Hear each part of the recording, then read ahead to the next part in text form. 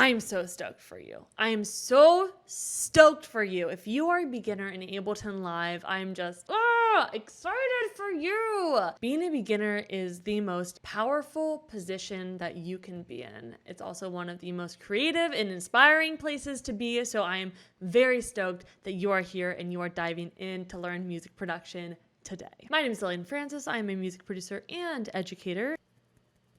And welcome to my channel. Today we're going to be talking about the 10 things that I wish I could tell I think there's 11. The 11 things that I wish every beginner knew. So why is being a beginner so freaking powerful? Well, fam, being a beginner is hard. It really is. It's not necessarily fun yet because it's so frustrating. What you hear in your head is not what's going on in the computer, and it can drive you actually bonkers. But if you can just move through that place, if you can accept that yes, your music is going to be crap for a little while, and yes, it will not sound like how you intend it to, and yes, you will get really frustrated. If you can just deal with that and move through it, then you are flexing the beginner. You are flexing the beginner muscle, and you're not going to let shit hold you back, you know? Like, you have to be a beginner to be an advanced. You have to.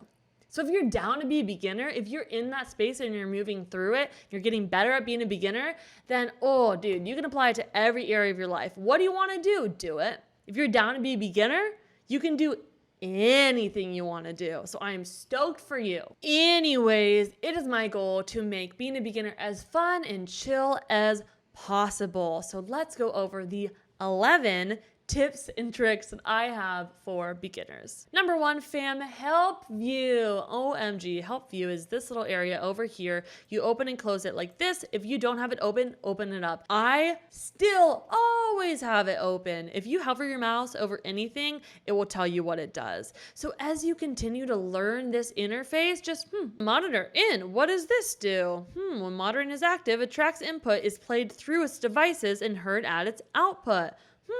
Number 2, the manual, fam. Let's go to help.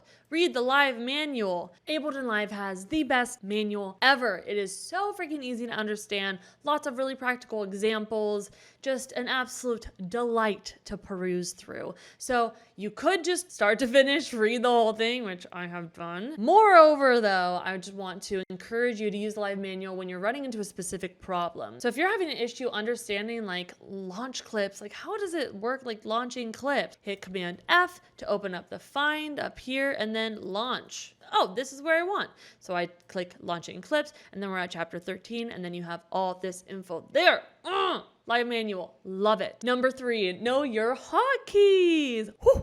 Hotkeys are freaking awesome. I already did a video all about my favorite hotkeys. I will link that down below. But what I suggest doing to learn hotkeys, anytime you do an action in Ableton and you have to like right click to do something, notice what is a hotkey. This little like noodle thing, this is your command. So like Command X, Command C, Command D, delete. So if you're gonna go to right click and add a new track, stop, notice that it has a hotkey, and then instead of insert new audio track here, think, okay, it has Command T next to it, so I'm gonna hit Command T. Do that literally every single time for everything. I promise it will pay off dividends. Plugins.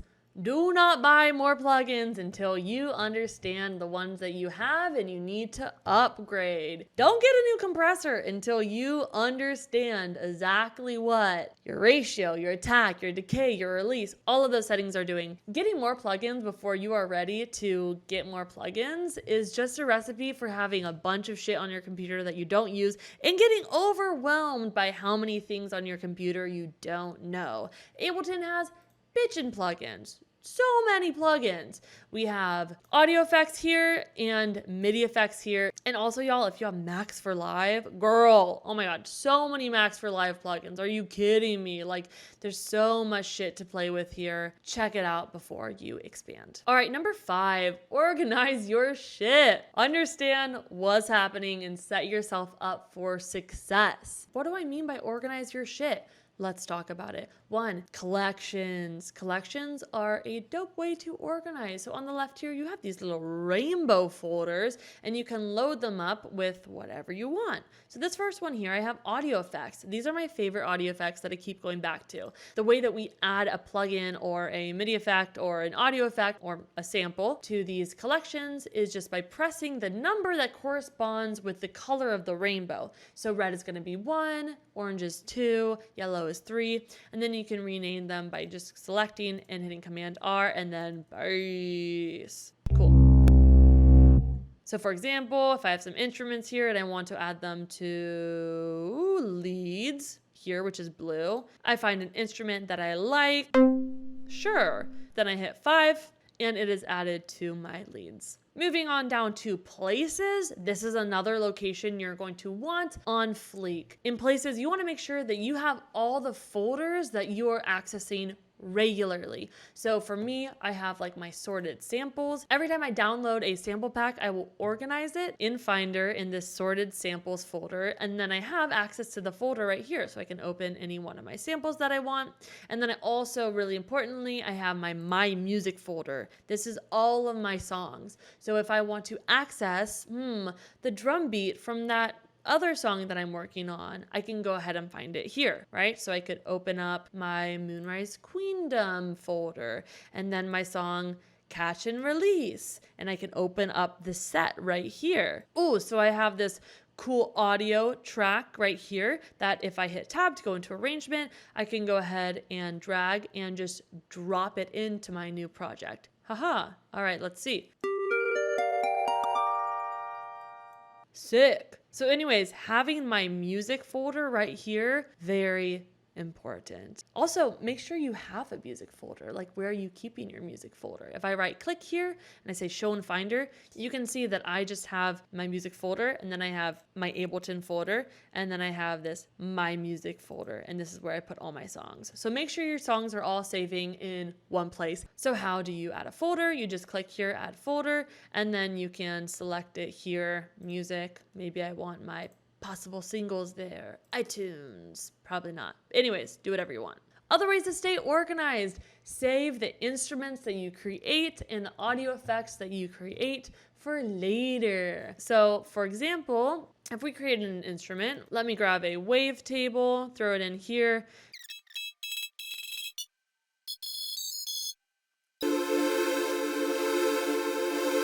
I made this cool little instrument. I should go ahead and right here click save, and I'll name it Princess Bubble. And then I have my instrument saved, and next time I want to play Princess Bubble, I just throw it in. So that's how we save instruments. The same thing goes for instrument racks. Say we wanted to, I don't know, let's throw some grain delay on this guy and a little bit of a delay.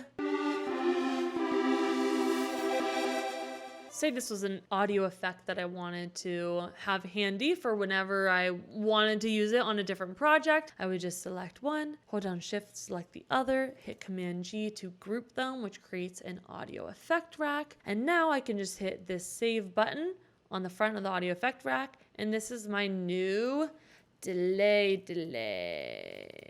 Now whenever I want to use my delay, either I can find it under my user library, where it automatically saves under presets, audio effects racks, ta-da, or I can just Google it up here, my delay, and then huzzah, I just grab and drop it. As you're creating, think about what you're using, what you keep using over and over, and then save them so that it's easier next time. Here's an extra tip: drink lots of water.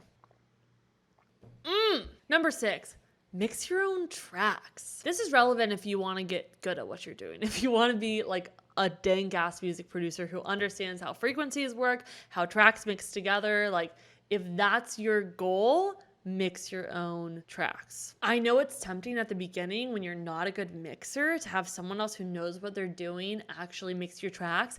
But if you're not mixing your own tracks when you're not very good at mixing, you're not going to get better with your music. It's better to mix your tracks when you kind of suck and your mixing kind of sucks. And then you're a little bit better and your mixing's a little bit better. And then you're kind of good and your mixing's kind of good. And then you're fucking awesome and your mixing's awesome because you've been practicing with your mixing, getting better with your music so that by the time you're making really good music, you're a really good mixer too. If you really don't want to be a mixer and you don't want to mix your own shit, then don't worry about it. You don't have to do it. But if you want to get good at that, get good with your own music right from the start. Number 7, find a community/mentor/teacher.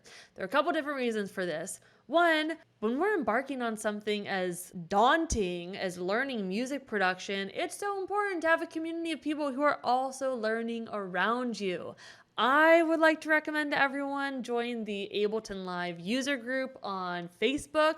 There's a user group of like 100,000 people, and it's just like a shit ton of people posting about Ableton, answering Ableton questions. There are so many smart people in there. It's awesome community to be a part of. So if you're not part of it, you can join. I will throw it below. And then the other part of this, like the mentor teacher part, I highly recommend, if you can, get a teacher or at least someone who can answer your questions. I fucking love YouTube for learning, but it can be very challenging to learn from scratch on YouTube. I'm a YouTube teacher. I use YouTube. No hate for YouTube. I love it. I use it every day.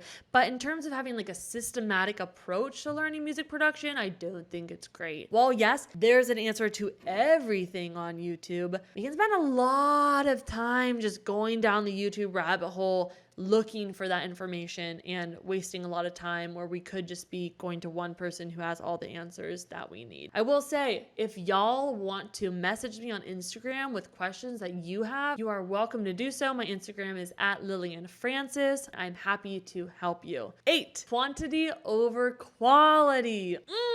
You're gonna make so much shit before you find the gold. And that's okay. That's great. Your job is to make shit. It really is. Your job is to just crank out as much as you can and know that for every song that you move through, you're going to get a little bit better and a little bit better. I like to focus on the quantity and know that the quality will come eventually with time. But in order to do so, you got to make a lot of stuff that's like,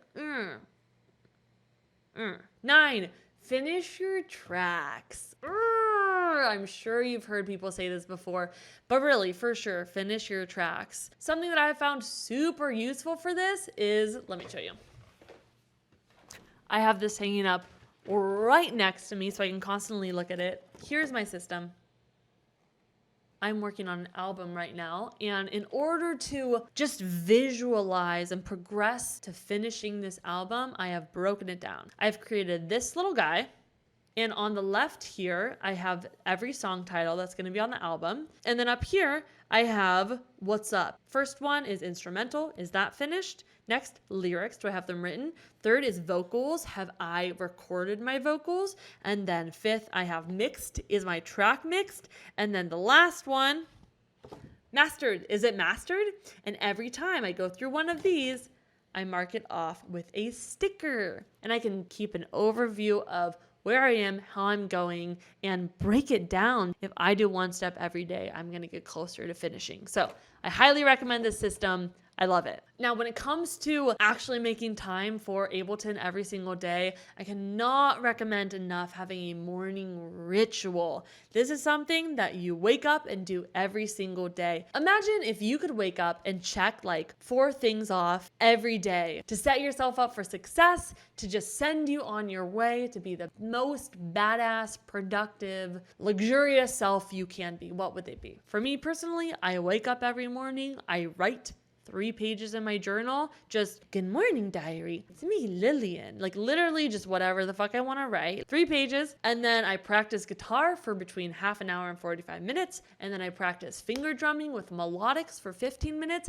And then I produce music. I sit down on my computer and I produce till noon, which is between like 2 and 3 hours for me. That's a lot of time. I get to do this for a job. So my day is just dedicated to making music, which is awesome.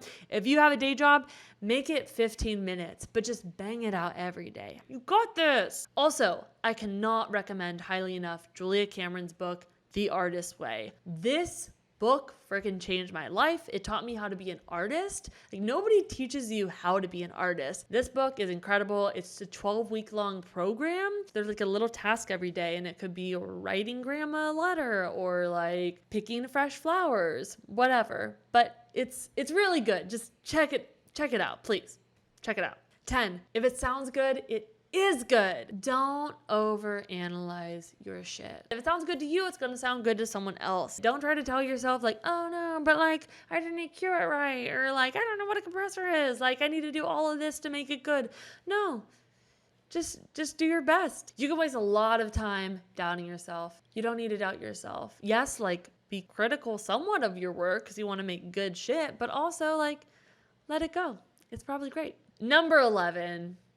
This is the most important thing that my teacher taught me, hands down. Are you ready? Hands down. You can do it. Yeah. Practice sure as hell did not make you worse. You can do it. Put in the time, open up Ableton, learn one new thing a day.